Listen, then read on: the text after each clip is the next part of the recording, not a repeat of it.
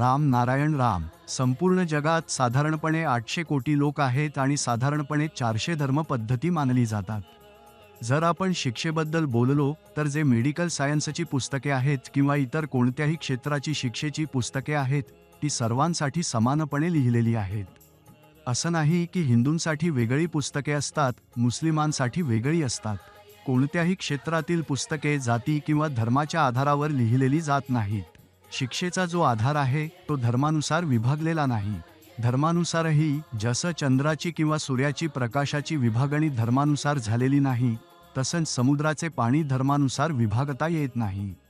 कोणीतरी सांगू शकेल का की समुद्राचा किंवा सागराचा धर्म काय आहे किंवा कोणत्याने त्याचा धर्म बनवला आहे? कोणाला माहीत आहे का की या पृथ्वीची निर्मिती कोणत्या मनुष्याने केली आहे?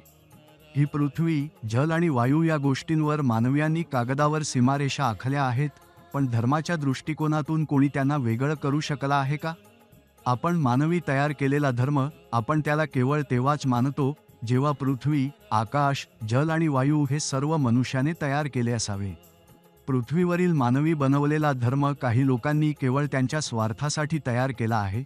जे सर्व धर्मांचे रक्षक किंवा कथावाचक आहेत, त्यांनी मृत्यूनंतर कधी आपल्याकडे येऊन विचारले आहे का की आपण कसे आहात? पृथ्वीवरील जे तथाकथित 400 धर्म मानले जातात, ते शेवटी आले तरी कुठून आले? धर्माबद्दल प्रत्येकजण बोलतो, पण खरी धर्मग्रंथ कोणती आहे? खरी धर्मग्रंथ काय आहे? विविध धर्मांमध्ये विविध ग्रंथांची श्रेणी आहे. जसे सनातन धर्मांसाठी भगवद्गीता आहे, रामायण आहे, मुस्लिमांसाठी कुराण आहे आणि ख्रिश्चनांसाठी बायबल आहे. आता इथे अनेकांना संभ्रम असतो की शेवटी कोणत्या धर्मग्रंथाला योग्य मानावे. या पृथ्वीवर सर्व मनुष्य एकाच रूपात जन्म घेतात, पण माणसांनीच न जाणे कितीतरी वेगवेगळे धर्म तयार करून सर्वांना एकमेकांपासून वेगळं केलं आहे. जिथे प्रत्येक मनुष्य धर्माच्या बंधनात अडकून फक्त आपला स्वार्थ पाहतो.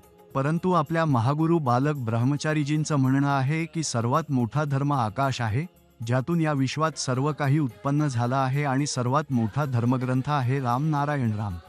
या ग्रंथाचं प्रत्येक पान ब्रह्मांडात पसरलेल्या सर्व ताऱ्यांना आणि ग्रह नक्षत्रांना प्रतिनिधित्व करतं. या पृथ्वीवर साधारणपणे 800 कोटी लोक आहेत. त्यांचा सर्वांचा शरीर हाच धर्मग्रंथ म्हणजे राम नारायण राम याच्यापासून बनलेला आहे, ज्यामध्ये पंचभूत समाविष्ट आहेत. आपण सर्व एकाच पृथ्वीवर राहणारे प्राणी आहोत.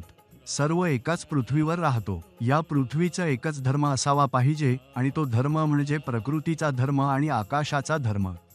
त्याचप्रमाणे एकाच जातीचे सर्वांना असावे पाहिजे, आणि ती जात म्हणजे जीवजाती.